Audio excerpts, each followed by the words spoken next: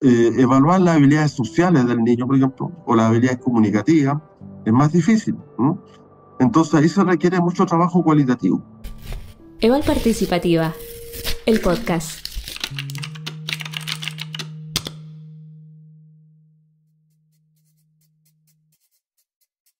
Bueno, estamos con Sergio Martinic. Sergio Martinic, la verdad es que es hermano chileno y estamos muy contentos y contentas por tu participación y por tu tiempo. Coméntanos, de pronto, si alguien tiene que definirte, ¿cómo te gustaría que lo hiciera? ¿Sí? ¿Quién es Sergio? Bueno, mira, soy Sergio Martínez, soy investigador, soy antropólogo de formación, soy chileno y actualmente estoy viviendo en la Patagonia de Chile, en el sur, en la ciudad de Coyhaique, donde soy parte del equipo de académicos que participa en la creación de una universidad pública acá en el sur, ¿no? Así que estoy trabajando en eso, dirijo el Departamento de Ciencias Sociales de la universidad y bueno, mi tarea principalmente consiste en docencia y trabajo de investigación, ¿no? Y en investigación yo me he dedicado a temas de educación y evaluación de políticas educativas, y evaluación de proyectos, porque eso ha sido mi campo de trabajo. Mencionás la creación de una escuela pública. ¿Cómo es ese proceso?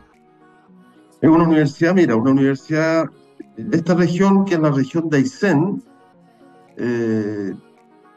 que estamos a la misma altura de Comodoro, de Argentina, más o menos a ese nivel, ¿no? Entonces, aquí no había universidad pública, había universidades privadas, ¿no? Y que eran caras para los estudiantes.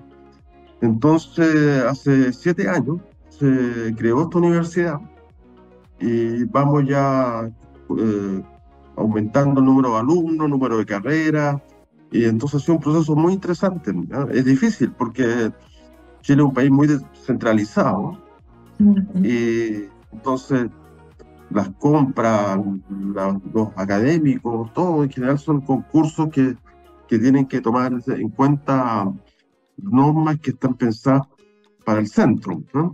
Ajá. Y, y entonces, no, un proceso complejo de instalar, de crear una universidad, imagínate. Pero ya está funcionando, hay primeros egresados, titulados, que ya están trabajando, entonces todo eso tiene una satisfacción enorme, ¿no?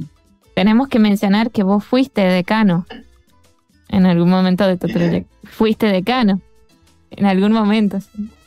Fui decano, fui vicedecano en otra universidad, la Universidad Católica, y aquí ocupo el cargo claro, como pareció decano, pero que aquí se llama, en esta universidad se llama director de departamento de ciencias sociales. Ah, mira. Entonces yo tengo a cargo un grupo de académicos que estamos en el área de ciencias sociales, que son básicamente sociólogos, psicólogos, trabajadores sociales y dos profesores. Y mi tarea consiste aquí en animar, o sea, apoyar por las 2 carreras que tenemos de ciencias sociales, psicología y trabajo social, y después un trabajo que hacemos con formación continua, que se llama acá, a profesores de establecimientos públicos. Uh-huh. De pronto, en esta creación y demás, ¿tuvo una inferencia o alguna influencia, mejor dicho, la evaluación? Mira, hay 2 aspectos. Uno que, bueno, trabajo mucho en temas de evaluación de política, ¿sí? Y evaluación de implementación de proyectos. Entonces yo ahora estoy, por ejemplo, trabajando con la implementación de un proyecto, de una política o de un programa en 18 escuelas de la región, y entonces analizo como todos los aspectos del proceso de implementación, ¿no? O sea, de la puesta en marcha de un programa, las dificultades que hay administrativas, de comprensión, de intervención de distintos actores, todos aspectos que van dando cuenta de la complejidad de poner en marcha un proyecto. Y eso forma parte de una especie de evaluación de proceso. Entonces, el proceso lo vinculo como a la práctica y a la interacción de implementación de una iniciativa. Y por otra parte, sí. ya a un nivel más, en la misma universidad, yo formo parte del Consejo de Evaluación de Calidad de la universidad.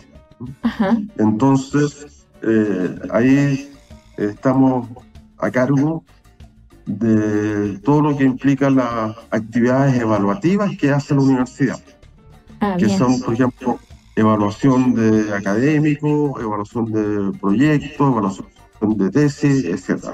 Entonces, en esta comisión, como que en el fondo evaluamos las pautas, miramos, buscamos como nuevas formas de evaluar que ayuden a mejorar resultados, etc. En este tipo de evaluaciones, ¿sí?, que desarrollas, ¿hay una especie de relación con los distintos agentes de intervención de los otros agentes en la evaluación, como en la evaluación participativa? ¿O no? Simplemente ustedes evalúan. No, nosotros, por ejemplo, en el primer caso, que son proyectos con escuelas, efectivamente, todo el trabajo como consiste en tomar en cuenta el punto de vista de los actores participantes, que son básicamente profesores y profesoras. Entonces, nosotros, claro, lo que nos interesa es como conocer su involucramiento, sus ideas, sus sugerencias, y participan en este proceso. En el caso de la universidad, efectivamente, es como otro esquema, ¿no? Porque ahí, en el fondo, la universidad también es evaluada a través de sistemas de acreditación. Entonces, la tarea nuestra es como contribuir a generar pautas y ser como una especie también de interlocutor frente a las evaluaciones externas. Entonces es una participación, pero en un proceso mayor, ¿sí?, más institucional. Es curioso los dos tipos de campos, por así decirlo, en escuela y en universidad. De por sí ya es bastante diferente. Si yo te preguntase ¿cuál es la diferencia o cuáles son los puntos que vos destacás de la evaluación en educación? En educación hay una amplia tradición y debate en torno a la evaluación, ¿no? Que principalmente se ha centrado en temas de aprendizaje, ¿no? O sea, la evaluación, ¿no es cierto?, educativa básica es cuánto aprenden los niños, ¿no? Y entonces hay todo un tema ahí de evaluación, ¿no? Y la evaluación que se aplica es muy tradicional, ¿no? Si uno empieza a hablar con los profesores, etcétera, es una evaluación muy tradicional y bueno, y que cuesta conocer los criterios por los cuales un profesor evalúa, ¿no? Entonces, una misma calificación de un profesor por un alumno, por otro, ¿no es cierto?, puede ser muy, muy, muy diferente, ¿no? Entonces, efectivamente, aquí hay un primer tema, ¿no?, importante. ¿Cómo lograr que las evaluaciones que realizan los profesores en sus cursos respondan a pautas, ¿no es cierto?, más o menos válidas desde el punto de vista metodológico y que estén orientados como a la formación, ¿no? ¿No es cierto?, no solamente a la calificación, ¿no?, sino que contribuyan a mejorar, ¿no? Entonces aquí hay también mucho debate. Por ejemplo, muchos autores hoy día dicen que el error no debería ser calificado como algo malo, ¿no? Si un niño se equivoca en una respuesta, puede haber, ¿no es cierto?, claro, puede ser un error desde un cierto punto de vista, pero de otro punto de vista puede ser como a lo mejor una aproximación a la respuesta, o a lo mejor otra respuesta, otro tipo de respuesta. Entonces, es bien complejo, ¿no? Entonces hay ese debate. Entonces, yo veo que aquí hay un primer punto, ¿no? Y el segundo punto que yo veo muy importante tiene que ver con las pruebas estandarizadas, ¿no? En Bien. educación, claro, se aplican muchas evaluaciones estandarizadas, ¿no? Para evaluar la calidad de los aprendizajes a nivel del país, a nivel de una región, etcétera, o para seleccionar para la universidad, para un instituto superior. Entonces, evaluación estandarizada. Entonces, bueno, yo participo también como en discusión de cómo lograr relativizar el peso de esta evaluación estandarizada, ¿no? Que en realidad son bien injustas, porque al final una evaluación estandarizada coloca como aplica el mismo parámetro a estudiantes que tienen realidades muy diferentes, ¿no?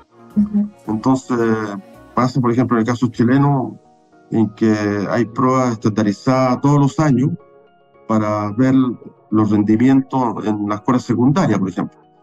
Y claro, una escuela pública es muy distinta a una escuela privada, ¿no? Entonces la escuela privada siempre obtiene mejores puntajes en esas pruebas estandarizadas, y con ello se cree que es una buena escuela.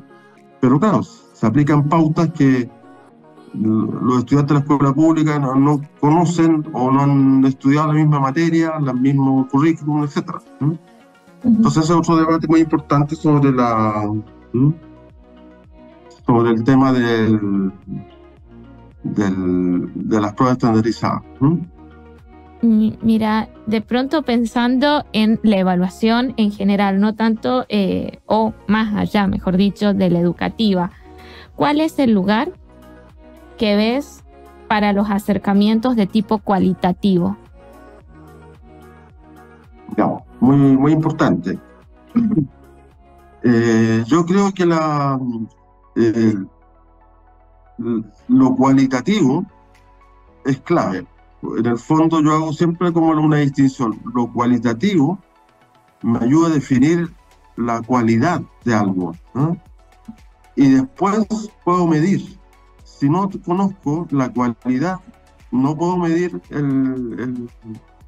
la cualidad, la unidad. Entonces, efectivamente, en mi caso que trabajo más temas educativos, hay muchos campos que no se miden porque efectivamente no se ha logrado comprender bien la cualidad. Por ejemplo, todos los aspectos sociales o culturales o emocionales que están involucrados en la formación educativa de un niño, ¿no? Entonces, usualmente se evalúa al niño por lo que sabe en matemáticas o lo que sabe en lenguaje, pero evaluar las habilidades sociales del niño, por ejemplo, o las habilidades comunicativas, es más difícil, ¿no? Entonces ahí se requiere mucho trabajo cualitativo, ¿no? Desde el punto de vista de poder conocer y desarrollar más la cualidad, ¿no? Y después, por otra parte, efectivamente, toda evaluación tiene impacto en la construcción de una cierta mirada de la realidad, ¿no? Entonces también es muy importante como el estudio más cualitativo, más cultural, sobre qué tipo de realidad es la que certifica o sanciona las evaluaciones cuantitativas. Entonces, estudio más sobre el uso de la evaluación, ¿no?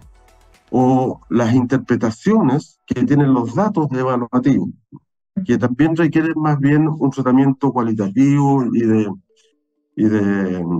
análisis de discurso o interpretaciones, etc., ¿no? Hay muchas evaluaciones que, bueno, yo te pongo los ejemplos de educación porque son los que más he trabajado, pero también esto pasa en muchas otras áreas. Hay muchos datos y evaluaciones se hacen a cada rato, pero no se conocen sus interpretaciones, ¿no? O circulan en circuitos muy pequeños, ¿no? Entonces, todo ese tipo de aspectos requiere estudios más de tipo cualitativo, ¿no? Que analice actores, percepciones, representaciones, y a partir de ahí construir entonces como una visión del uso que tiene ciertos datos, ¿no? en el proceso evaluativo. ¿Cómo se sistematizan esos datos cualitativos? Hay distintas estrategias, ¿no?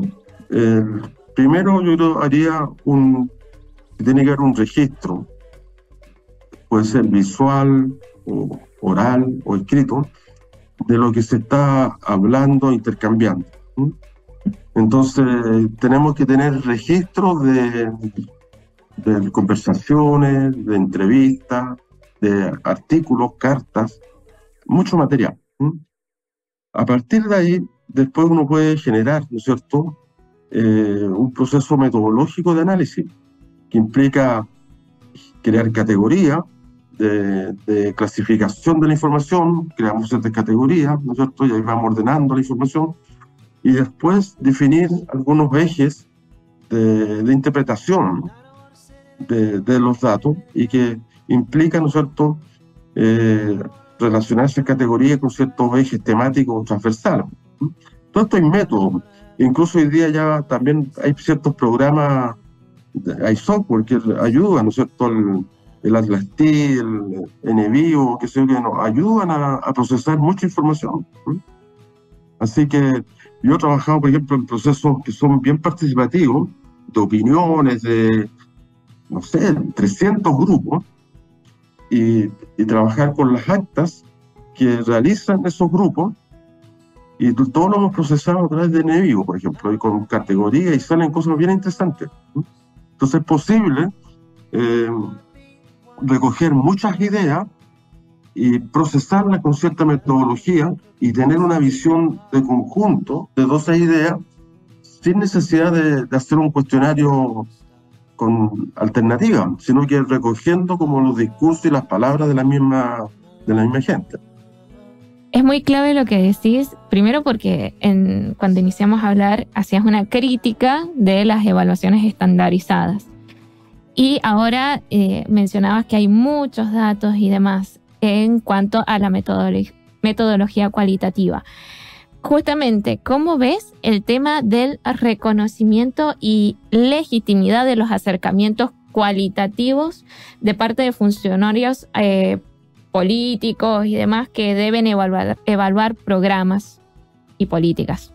Mencionabas el tema de la política, también de políticas públicas. Bueno, yo creo que es como hay una tensión, ¿no?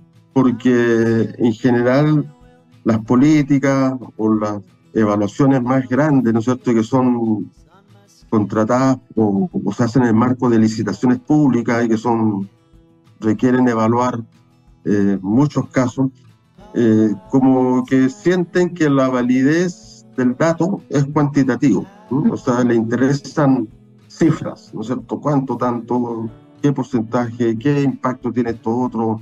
Incluso tal dicho, si es que no hay medición, no hay evaluación, en el caso chileno. Entonces, claro, como que está instalada la idea de que medir el impacto, por ejemplo, está muy fuerte, es lo único válido, y en base a métodos cuantitativos bien complejos y rigurosos, no es tanto la discusión. Entonces, bueno, el debate nuestro es que mostrar de que eso es una parte, ¿no? Y que la otra parte, efectivamente, la arroja lo cualitativo, es complementario, no es contradictorio. E incluso más, ¿no es cierto? Bueno, en mi opinión, ¿te fijas? Lo cualitativo permite comprender con mayor profundidad los impactos o los procesos de un proyecto. Claro, por la complejidad de los trabajos cualitativos es difícil tener muestras muy grandes, pero uno puede seleccionar 10, 12, 20 casos y eso trabajarlo con profundidad, y eso da cuenta con mayor profundidad y calidad de un proceso de 100 o 200 casos medidos, ¿no es cierto?, muy rigurosamente. Entonces, bueno, aquí hay temas epistemológicos y temas metodológicos en discusión, pero yo veo como que la tendencia más reciente es que se ha superado como la guerra así de paradigma y pensar de que uno es lo bueno y otro es lo malo. Y yo veo como que ya hay más avance en términos de la legitimidad de las evaluaciones cualitativas. Aquí en Chile, por ejemplo, en educación y en el Ministerio de Desarrollo Social, se invita ya a hacer estudios cualitativos, más en profundidad, estudios de caso, ¿no? Antes no había muchos estudios de eso, ¿no? Entonces, hay una cierta convivencia y yo creo que se está comenzando a apreciar de que ambas estrategias metodológicas son válidas y que necesitamos las dos para tener una mirada profunda del proyecto, ¿no? ¿Cuándo empezaste a hacer o a incluir esta metodología cualitativa en la evaluación? En toda tu trayectoria venías haciendo muchísimas evaluaciones. Si nos podés contar un caso en particular. Mira, yo creo que hace bastante tiempo, bueno, yo como antropólogo, mi formación es más cualitativa, mi inclinación de trabajo. Pero efectivamente, hace harto tiempo yo estuve muy vinculado con proyectos de educación popular en Chile, ¿no? Y ahí trabajamos el tema de sistematización de proyectos, ¿no? Porque queríamos crear como algo distinto a lo que era una evaluación que solamente medía, ¿no? Entonces, efectivamente, yo creo que a través de la sistematización fue como yo empecé a trabajar más en meter o en articular técnicas cualitativas en procesos evaluativos, ¿sí? Y después ya trabajé derechamente en temas de evaluación etnográfica o evaluación iluminativa, evaluación más cualitativa, etcétera, que ya que es en el fondo aplicar técnicas cualitativas antropológicas a procesos de evaluación. Hay algo que necesariamente te tengo que preguntar y es, como antropólogo, ¿qué te llevó a tomar este camino de evaluar? Ya de por sí es fuerte el tema de evaluar. Sí. No, mira, desde la antropología como disciplina, claro, es como contradictorio, como siempre ha sido una discusión la evaluación desde el punto de vista de un estándar, ¿no? O sea, de que uno evalúe algo bueno o malo desde un cierto punto de vista, ¿no? Entonces lo que aporta la antropología es como una mirada de recuperar el punto de vista de las personas participantes, ¿no? Y no tan solo el punto de vista de un estándar o de la visión de quien ejecuta un proyecto, ¿no? Entonces ese es el aporte de la antropología. O sea, por ejemplo, en mi caso, de lo que yo he trabajado, comprender la percepción que tienen de un proyecto, una familia o un padre o un joven, ¿no es cierto?, que participa en un proyecto, ¿no? Y comprenderlo desde su punto de vista, ¿no? Desde su lógica, ¿no?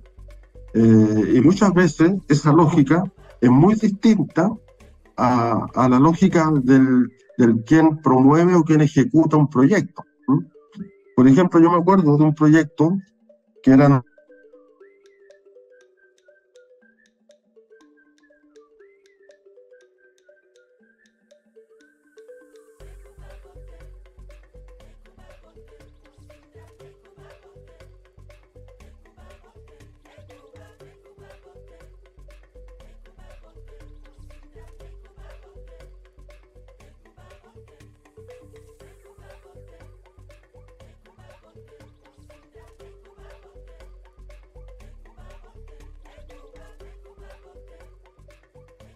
no, repito el ejemplo, no, que un ejemplo, una institución que promueve talleres laborales a nivel popular, entonces le interesa demostrar cómo esos talleres laborales generan un ingreso y una economía alternativa, ¿no es cierto? Y le digo, bueno, está muy bien, ese es su objetivo. Pero nosotros con la evaluación cualitativa demostramos de que para las personas, el lugar del ingreso, lo más importante es que era un lugar y un espacio para reunirse y para intercambiar opiniones y experiencias. Básicamente eran mujeres, ¿sí? Y entonces valoraban ese taller laboral como un lugar donde ellas como mujeres podrían conversar, intercambiar y desarrollarse como desde una cierta mirada de género. Y para eso, para ella, ese era el logro más importante del proyecto. Entonces, dos visiones muy distintas. Ajá. ¿Estamos hablando de qué año? Es interesante esto de la visión de género. No, estas son como de los años 80, son estudios, Wow. pero también en muchos otros estudios de ahora hemos encontrado cosas parecidas en términos de que hay lógicas muy distintas de valoración.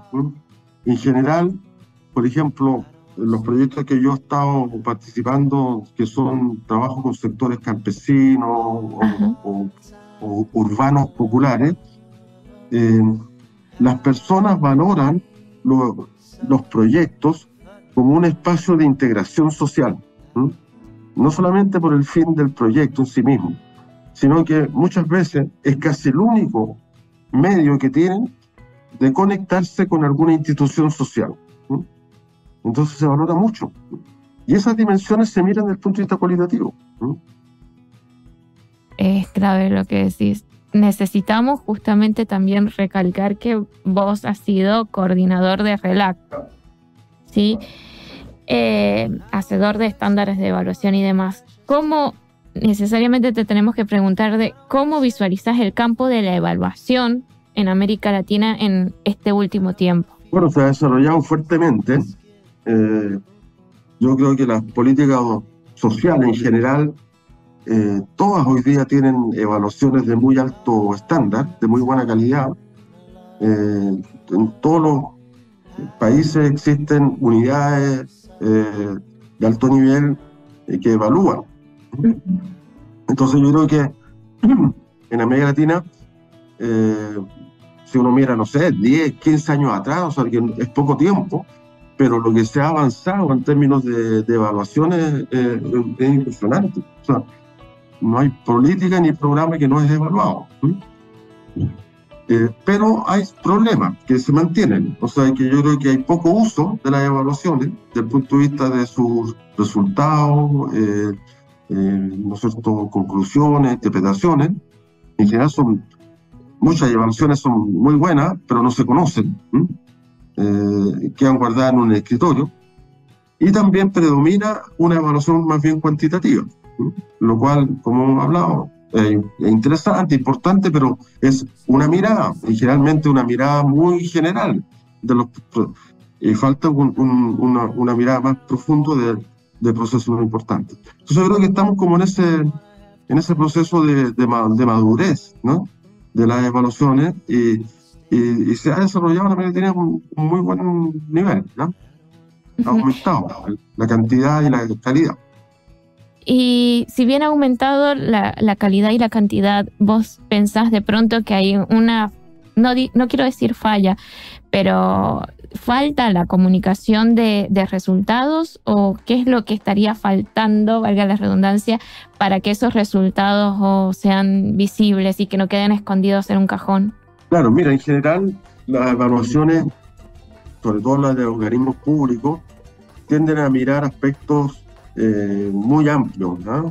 Cobertura, impacto medido en términos, ¿no es cierto?, de algunos indicadores, eficiencia, y falta más evaluación sobre los procesos, por ejemplo, o evaluación de la implementación, y una mirada más comprensiva también de los resultados e impactos. Hay muchos resultados, ¿no es cierto?, por ejemplo, que pueden ser inesperados, que no son evaluados, porque no están en el programa. Y esos resultados inesperados pueden ser positivos o negativos, ¿no? Entonces hay cosas, también impactos negativos de proyectos que no se miran, ¿no?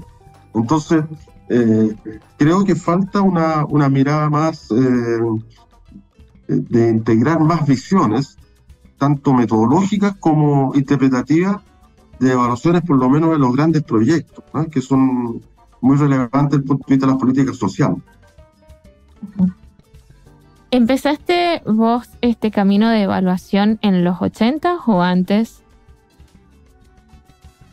No, yo más en los 80, antes más bien trabajaba, bueno, estaba estudiando y trabajaba más bien en investigación antropológica así más clásica, más tradicional. Ajá. Pero me empecé a vincular más a temas de evaluación de proyectos en los años 80, años 90, y después ya me integré más a temas de evaluación de políticas, cosas así. ¿Y qué te llevó a tomar esa decisión? ¿Cuál fue el gustito? Mira, básicamente oportunidades, ¿ah? Yo trabajaba en un centro de investigación educativa, ¿m? Y en Chile teníamos en esa época dictadura, teníamos el gobierno Pinochet, entonces era muy difícil entrar a evaluaciones de política o tener vínculo con el Estado. Entonces, básicamente mi trabajo estuvo vinculado a ONG y a proyectos, ¿no? Locales. Y después ya trabajé en la universidad, ya una vez que volvimos a la democracia, y ahí yo me incorporo a la universidad, y desde ahí trabajé tanto en la formación, en temas metodológicos, cualitativos, y vincular la metodología cualitativa a procesos de evaluación, y a través de sistematización o evaluación cualitativa entre tal. Hoy, ¿qué harías si haces una retrospectiva? ¿Qué harías distinto en ese proceso en tu trayectoria? Hoy día, desde el punto de vista más metodológico, le doy mucha importancia como al lenguaje, ¿m? y al texto, como se habla, ¿no es cierto? Y yo creo que antiguamente o antes yo, claro, como que uno miraba y anotaba, ¿no es cierto?, la opinión, pero en realidad anotaba lo que uno interpretaba, ¿no es cierto? Un cuaderno, una observación. En cambio, yo hoy día, no, como que es muy importante que uno registre las opiniones tal como son, ojalá sean grabadas, y después transcritas, porque son increíbles los datos que hay a partir del tono de voz, los énfasis, los silencios que la persona está transmitiendo. Entonces, todo lo que implica valorar el lenguaje, la comunicación, los diálogos, son cosas muy, muy valiosas desde el punto de vista de construir una mirada de un programa, de un proyecto. Y eso, claro, yo creo que hoy día la tecnología lo permite, es más fácil grabar, es más fácil filmar, entonces todo eso ayuda mucho, ¿no? Entonces uno lo puede hacer distinto, ¿no? Y otras cosas yo creo que uno va madurando más, va profundizando. Este concepto de mirar los proyectos desde el punto de vista del otro, como que yo también lo he ido madurando y ya como que ya tengo la convicción. Antes era como más como un ensayo, pero ahora ya es una cosa como muy importante y tengo convicción de eso.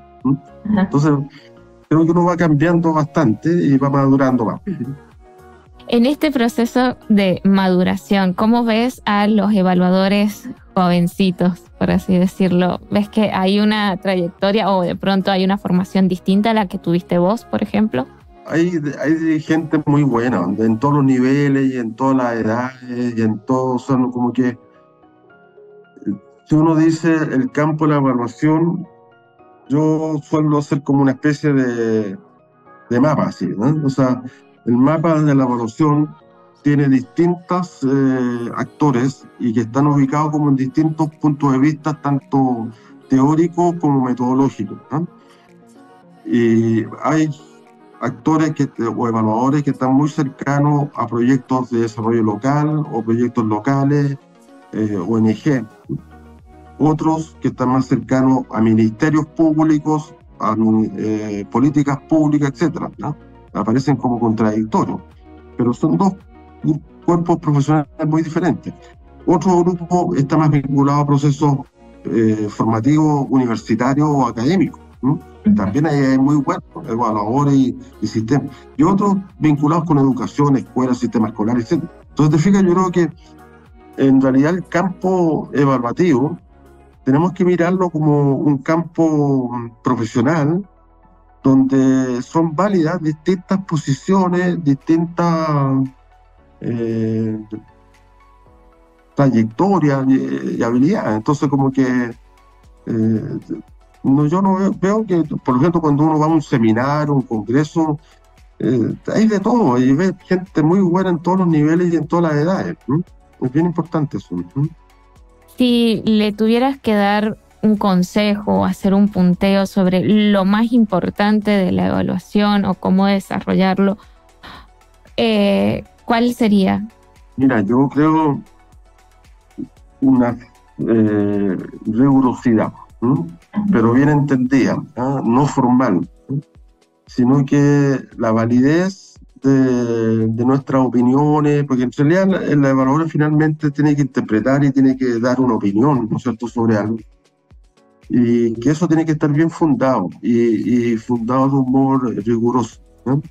En el sentido de que el conocimiento, la información que se tiene es válida, se ha obtenido por los principios éticos que requiere la investigación y que se respeta el punto de vista del otro, aunque sea muy diferente al punto de vista de quien están evaluando o que está, ¿no?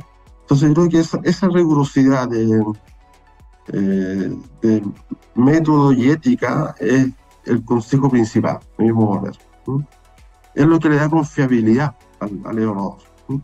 Si no, un evaluador puede ser un experto estadístico, mide muy bien, hace informes muy confiables, muy complejos, ¿no es cierto? Pero sus datos a lo mejor no están bien obtenidos, ¿no? O no han respetado ciertas reglas éticas, no han respetado la opinión del otro, etcétera, y eso ya afecta su credibilidad. Fíjate que hablas de experiencia, de expertise, de rigurosidad, lo que lleva la discusión por la profesionalización del campo evaluativo, ¿sí? Y de los evaluadores. ¿Esto es algo existente acá en América Latina? Bueno, yo creo que es un proceso que está en curso todavía, porque en realidad como evaluadores no existe una carrera o una disciplina en la universidad, ¿no es cierto? Todas las personas estudiamos otras carreras, otras disciplinas y después por el trabajo profesional terminamos en evaluadores, ¿no? Ser evaluadores. Entonces yo creo que efectivamente hoy día es como una profesionalización de posgrado, podríamos decir así, ¿no?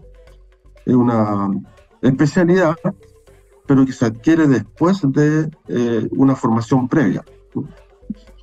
Entonces, yo creo que somos más parecidos a los médicos, o sea que los médicos son generales y después se especializan en un área, ¿no es cierto?, a través de formaciones, prácticas, etc.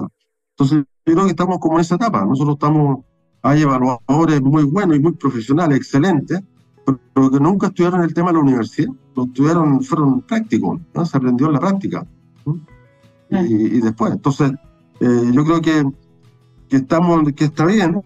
Es una profesionalización, por decirlo así, posgraduada, ¿no? Hasta ahora, pero que es necesario, por las demandas y por las necesidades, que en los cursos de pregrado o en la formación de pregrado exista, ¿no es cierto?, un curso de evaluación o de preparación más moderno, ¿no?, más actualizado, ¿no es cierto?, porque casi todos tienen algún curso de evaluación, pero son muy tradicionales, que recojan como este progreso y este avance que tiene el campo de la evaluación. Eso es una tarea pendiente. Y es de difícil, vos de pronto pensás que es difícil llevar de eso, ¿sí? Así es. Bueno, gracias, Sergio. Muchas gracias por tu tiempo. Muy interesante la conversación y cualquier cosa que requiera ahí cuenta conmigo, no sé si aclarar cosas o complementar lo que estimen.